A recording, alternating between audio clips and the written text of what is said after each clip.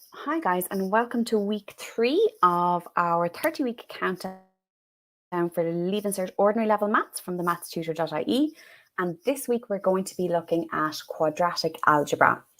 So as normal, we have a link there down below for our full members for the revision schedule. So that's there in the comments.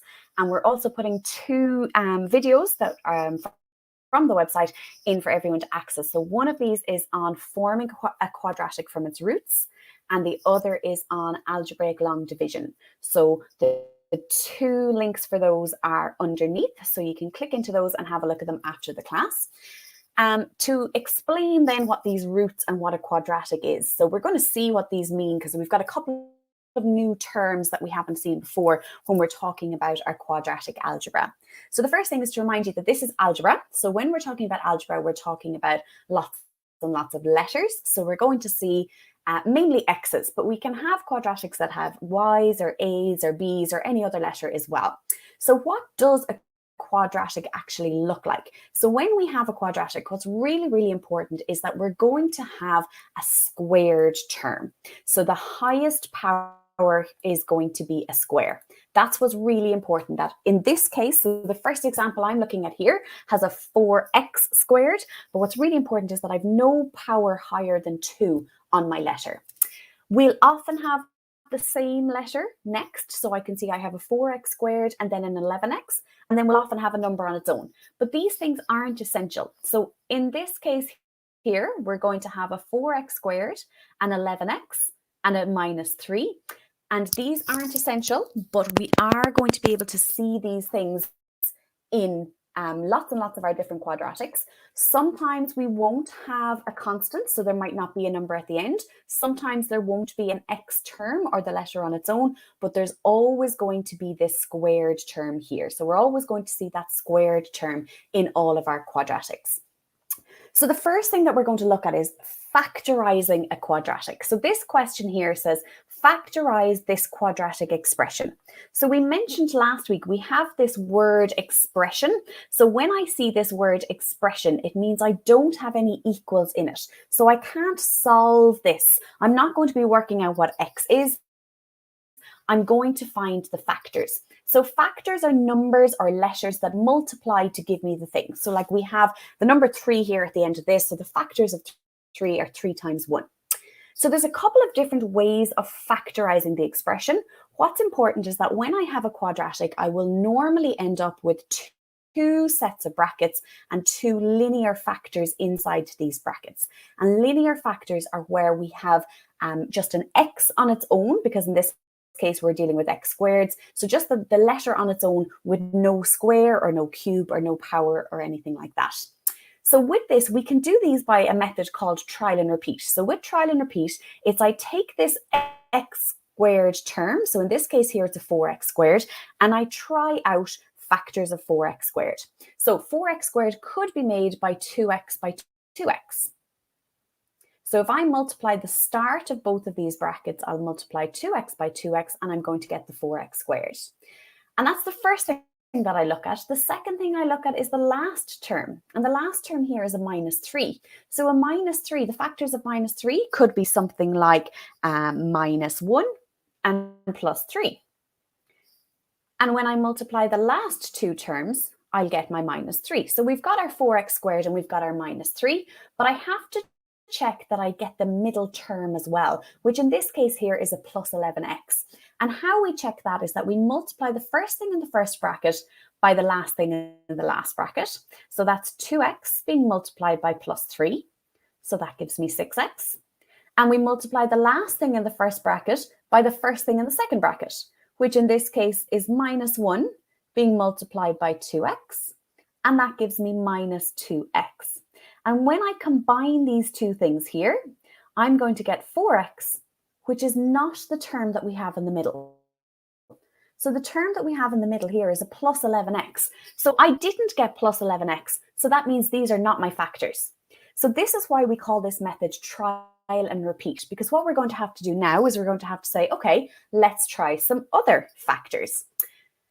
The 3 is a prime number, So 3 can only have factors of 1 and 3. It's a minus 3 in this case, so it could be minus 3 and plus 1, but the 4x squared has two sets of factors. It could be 2x by 2x, or it could be 4x by x.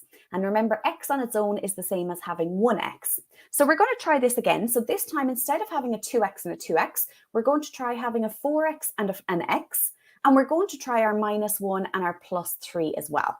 So remember, the first term in each of the brackets, 4x by x, gives me my first term in my quadratic. That's my 4x squared. The last terms in each of my brackets, minus 1 and plus 3, gives me the minus 3, my last term in my quadratic. And I have to check for that middle term. So we're going to take the first term in the first bracket and multiply it by the last term in the second bracket, which gives me 12x. And we take the last term in the first bracket by the first term in the second bracket, and that's going to give me minus x. And this time when I combine these, I'm going to get 11x. And that is this middle term here. So these are my factors, and this is my answer. So 4x minus 1 times x plus 3 is my answer. And that's all I can do with this question, because this question said factorize this expression. So all I can do is find two linear factors. And these are described as linear factors because we see we have a 4x in the first bracket, an x in the second bracket. No squares on them anymore because we found the things that multiply to give us this expression, 4x squared plus 11x minus 3. So that's one method that we have of factorizing. A second method that some of you might be familiar with is the guide number method. And the guide number method is where we're going to take the first term, the coefficient of the x squared, and we're going to take the term at the end. So we'll just switch pen color here for this one. So I'm going to take the coefficient of the x squared, which is 4, and I'm going to multiply it by just the term at the end here, which is a 3. And that gives me a guide number of 12. And I'm going to work out the factors of 12. So I'm going to list the factors of 12. And how I list the factors of 12 is I say, what divides into 12 with no remainder? So 1 divides into 12 12 times, 2 divides into 12 6 times, 3 divides into 12 4 times, and they're all my factors because the next number I'll be checking is 4 and I already have it written down. I then come and look at the sign in front of that last term. So this time there's a minus here. So that means I want the pair of factors, either 1 and 12, 2 and 6, or 3 and 4, that subtract because of this minus here to give me the number in the middle. So they're going to subtract to give me 11. So the coefficient of the middle term is plus 11. So I can see that 12 minus 1 would give me 11. So I'm going to rewrite 4x squared plus 11x minus 3, and I'm going to rewrite that plus 11x using my two factors here. So I'm going to write that as 4x squared minus 1x plus 12x minus 3. And then we're going to factorize by grouping. So now we have 4 terms, so we take 2 at a time and we take out what's common. So x is common to the first 2, and I get 4x minus 1. And when I look at the second 2, I have a 3 in common, and I get 4x minus 1. And when we're factorizing by grouping, we should have matching brackets, which we do. And I'm going to make my first bracket out of the terms that are in front of the brackets, and my second bracket out of the bracket that's common or there twice. And you see that I'm getting the same answer, but I've written it the other way around. So the first time I factorized this by trial and repeat, I got 4x minus 1 times x plus 3. And the second time when I did the guide number, I got x plus 3 times 4x minus 1. But they're exactly the same answer because the order doesn't matter when we're multiplying things. So that's how we can factorize it. We have 2 different methods of factorizing. That's when we have a quadratic expression. We'll often find solving quadratic equations. So this time we're dealing with exactly the same expression. So we have 4x squared plus 11x minus 3, but now we have it equal to 0. And once it's equal to 0, we're allowed to solve this equation. It has to be equal to 0, so it can't be equal to any other number to solve it. So we might have to do some rearranging first by subtracting the same thing from both sides or adding the same thing from both sides to get it equal to 0. And again, we've got two methods of solving quadratic equations. So the first way that we can do this is that we can take our factors. So once we've factorized, so we know that our answer is 4x minus 1 times x plus 3, and that's equal to 0. So once I've factorized, I'm going to take each of my factors and put them equal to 0, and we're going to solve for x. So in this case here, I'm going to add 1 to both sides, and then I'll divide both sides by 4, and I get x is equal to a quarter. And on the other side, I'm going to subtract 3 from both sides, and x is equal to minus 3. If I have already factorized, so there might be a question that says, find the factors of this quadratic expression, and then there might be a second part that says, hence solve the equation. So if I see that magic word hence, it means I have to use my answer. So I would have to use my factors. If I don't, and it just says solve this quadratic equation, then sometimes I'm going to use what we often call the minus b formula. So you might be familiar with hearing this, the minus b formula. The minus b formula is the quadratic formula that's on page 20 of your tables. So on page 20 of your tables, you'll see this formula that says x is equal to minus b plus or minus the square root of b squared minus 4ac all over 2a. And this says it's going to find the roots of the quadratic equation that's written in the form ax squared plus bx plus c equal to 0. So this is that word roots. So we said there's a little video there for you to watch about how I can form a quadratic from its roots. The roots are when I solve this equation. So when I get what x is equal to, these are the roots of the equation. So these things here are the roots of this quadratic equation. And these are where it crosses the x-axis. So when we look at quadratic functions, we're going to see that they're going to be the points where it'll actually cross the x-axis. But we can use this formula to solve any quadratic equation. And this part over here that says in the form of ax squared plus bx plus c equal to 0 is a nice little guide in your Leaving Cert to see, I know it has to be equal to 0. A is the coefficient of x squared, so what's in front of x squared. B is the coefficient of x, so what's in front of x. And C is what we call the independent term or the constant, so it has no x's attached to it. So for our example here, when we look at our first example, we have A is equal to 4, B is equal to 11, and C is equal to minus 3. And it's really important that we take the signs as well. So there's a minus attached to that 3 in this case here, so C is minus 3. Always write out a formula if you're going to be using it. And when you're writing out the formula, make sure you're making the whole thing a fraction. So lots of times people forget to put this first part over the fraction as well. So make the whole thing a fraction. So b minus b plus minus the square root of b squared minus 4ac all over 2a. And then we're going to use substitution. So I'm going to take out my b and put in an 11. So minus 11 plus or minus the square root of b squared, so that's 11 squared, minus 4 times a is 4 times c is minus 3, and we'll just extend that, all over. So the whole thing is a fraction, that top line, and it's going to be all over 2 times 4. So again, really important that we make the whole thing a fraction. All right, so the minus 11. The plus minus part here, so this part here can cause a little bit of confusion for people sometimes.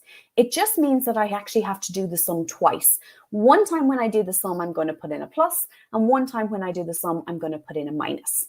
And once I've gotten to this stage that I have this fraction written and all my substitution done, I'm actually going to switch over to my calculator. And I'm going to type in exactly what I had written there. So I'm going to say fraction button first, minus 11. And then we do the sum twice. So I'm going to say plus the square root of, and I put brackets on these because if I have a minus number, my calculator needs to be told that it's the minus number being squared, minus 4 bracket 4 bracket bracket minus 3 bracket, and I come down to the bottom line and I say 2 times 4, close my bracket and press equals. And there's my first answer. So my first root, or my first answer, my first solution is x is equal to a quarter. I put in the plus here first, so now I just repeat this by putting in the minus. So when I want to do that, I'm just going to come back with my arrows, and it actually just keeps everything there, and I just press delete and change it to a minus. And this time when I press equals, I get minus 3. So my other root is x is equal to minus 3. So both answers are the same, whether I used my factors or whether I used my minus b formula from page 20 of our tables. I'm getting exactly the same answers of a quarter or minus 3. Sometimes, as we were saying, if we see the word hence, I'm going to have to use my factors.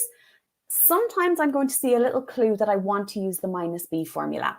And this example here from 2021, so this is from paper 1, question 3C, and there's a really big clue here to use the minus b formula. And this clue is where I see this that says, give each answer correct to 2 decimal places. That tells me that I'm going to have to round off my answers. And when I'm going to be rounding off my answers, they're not going to be easily factorized and solved. So we're going to use the minus b with it. So with this, we're going to say a is our coefficient of x squared, so that's 5. B is our coefficient of x, which is minus 2. And c is our independent term, which is minus 9. And we're going to use our minus b formula. So every time we're using a formula, we write it out. So from page 20 of our tables, minus b plus minus the square root of b squared minus 4ac all over 2a. And we use our substitution. So minus 2 plus or minus the square root of minus 2 squared minus 4 times 5 times minus 9 all over 2 times 5. So I'm showing my substitution, and once I have my substitution written down, we're just going to switch back to our calculator and type that in. So we start again with our fraction, and we say minus 2, and again, I just tend to do the plus one first, but you can do either. Brackets minus 2 squared minus 4 times 5 times minus 9 all over 2 times 5. And we press equals. So this time my calculator is giving me a surd. So I see that it says 1 plus the square root of 46 over 5. So when I press the SD button, I'm going to change that to a decimal. So I see 1.556465997, and we want it correct to 2 decimal places. So when we want 2 decimal places, we're going to keep these 2 numbers, and we look at the next one, and the 6 tells me to round up that 5. So this is going to be 1.56.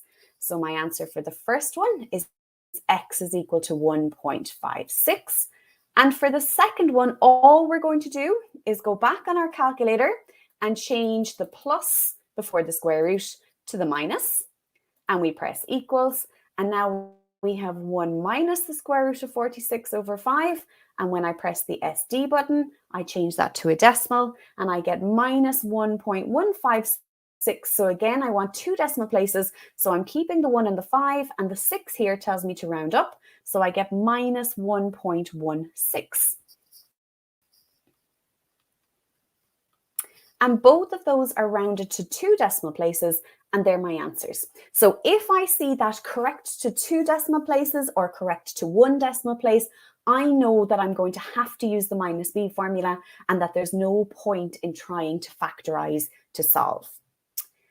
The second thing we want to look at then, so we've looked at solving quadratic equations. We want to look at simultaneous equations. So we looked at simultaneous equations in week 2 when we were looking at 2 linear simultaneous equations.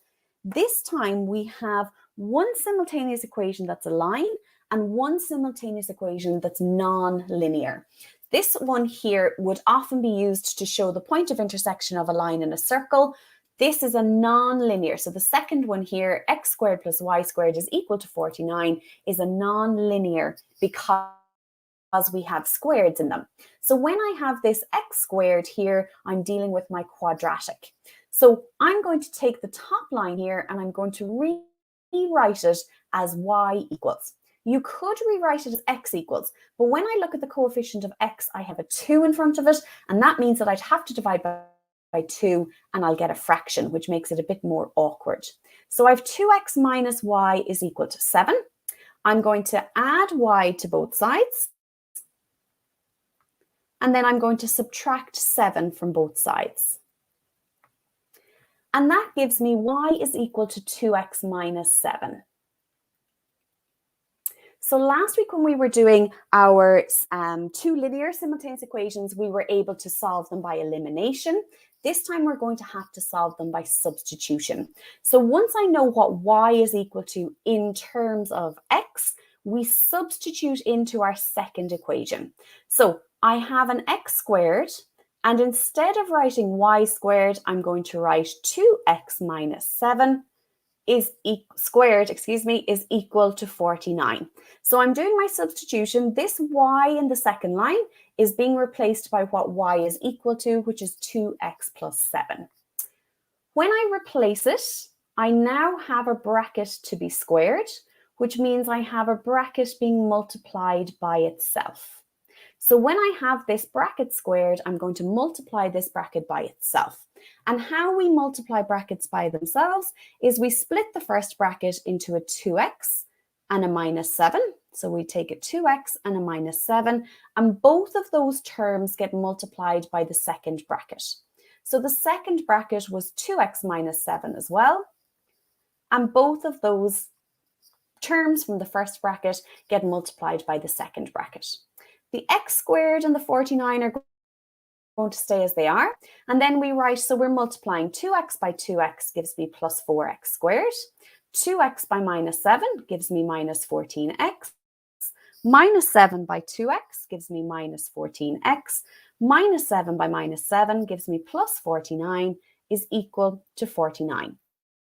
And we tidy up by putting like with like. So when we put like with like, I get 5x squared minus 28x plus 49 is equal to 49. I can't solve this yet because it's equal to 49. So remember we said these have to be equal to 0. So what we're going to do is we're going to subtract 49 from both sides. And when we subtract 49 from both sides, we end up getting this equal to 0, but we also get rid of the constant on this side. So this time our quadratic looks a little bit different. So I have 5x squared minus 28x is equal to 0. This is still a quadratic. It's just a quadratic where our constant is equal to 0. So we can absolutely use the minus b formula again. So we could say a is 5, b is minus 28, and c is 0.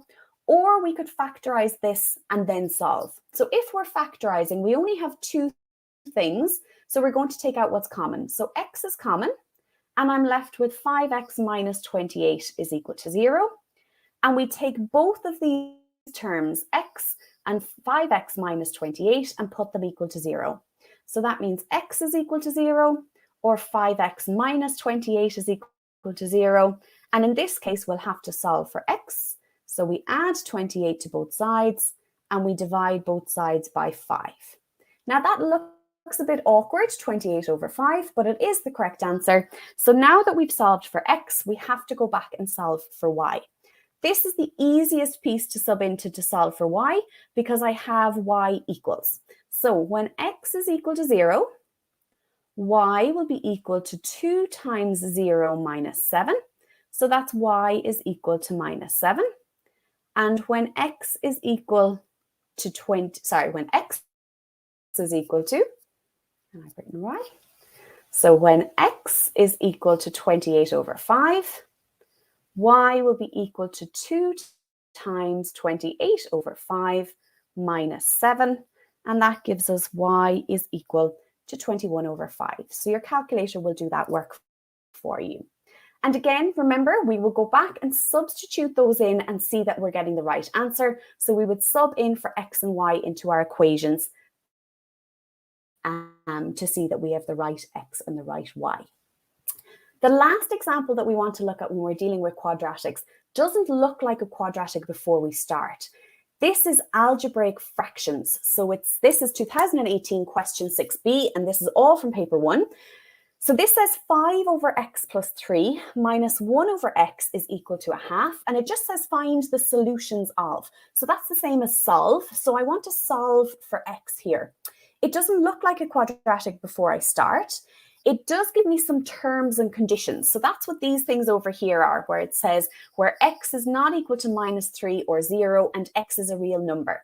I can't have a minus 3 because if I sub in minus 3 for this x, I'll get a 0 on the bottom. I can't have a 0 because if I sub in 0 for this x, I'll get 0 on the bottom, and we can never have 0 on the bottom of a fraction. So this doesn't look like a quadratic before we start, but we have to deal with these algebraic fractions. So there's a couple of ways of dealing with algebraic fractions, but what we always have to do when we're adding or subtracting fractions is get a common denominator. So we'll just switch to this pen, it's a bit clearer. Okay, so how we get a common denominator, it means that we take the denominator is the bottom of the fraction. So it needs to be the same. And how we get it is we take these two things and we multiply them.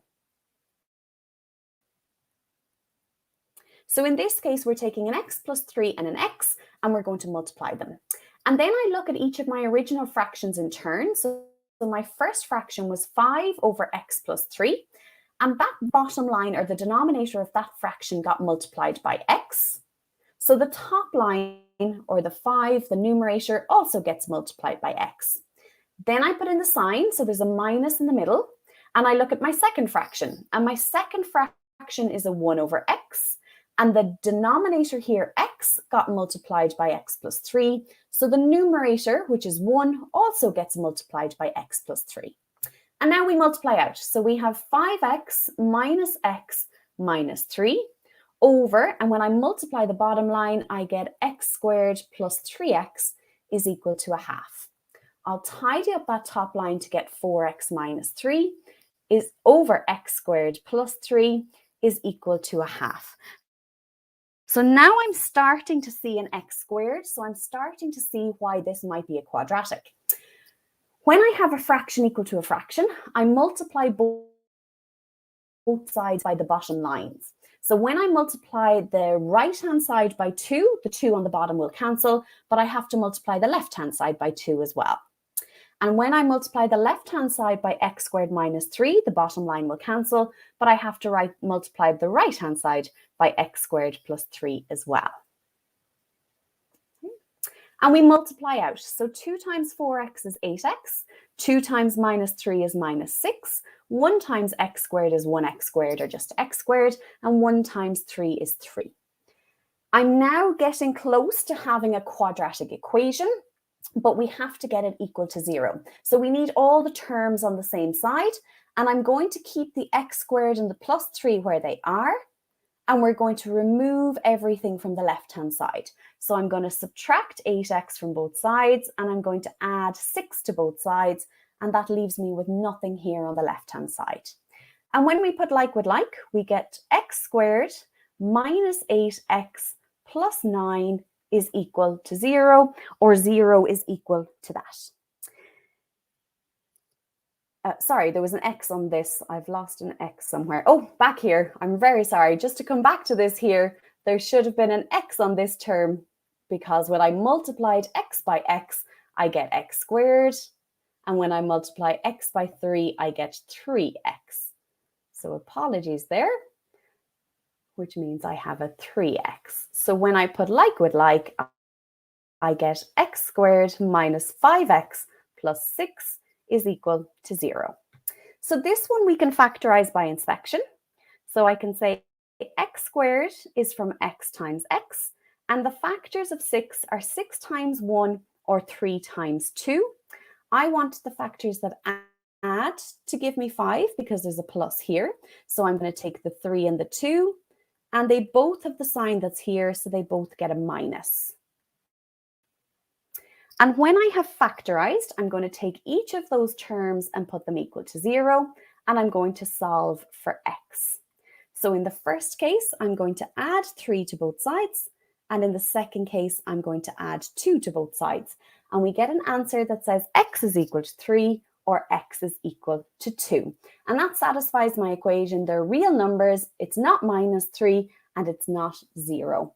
So that's one that didn't look like it was going to be a quadratic at the beginning, but when I tidied up those fractions properly and did my multiplying correctly, we ended up with a quadratic equation equal to 0. So I solved my quadratic equation equal to 0 using inspection, so factorizing by inspection. You could use the guide number or you could use the minus b formula as well. So that's the end of week 3, our quadratic algebra. So hopefully you found that useful and you'll be able to follow up with those 2 videos again, and to make sure you're checking out the revision schedule on TheMathsTutor.ie. Thanks.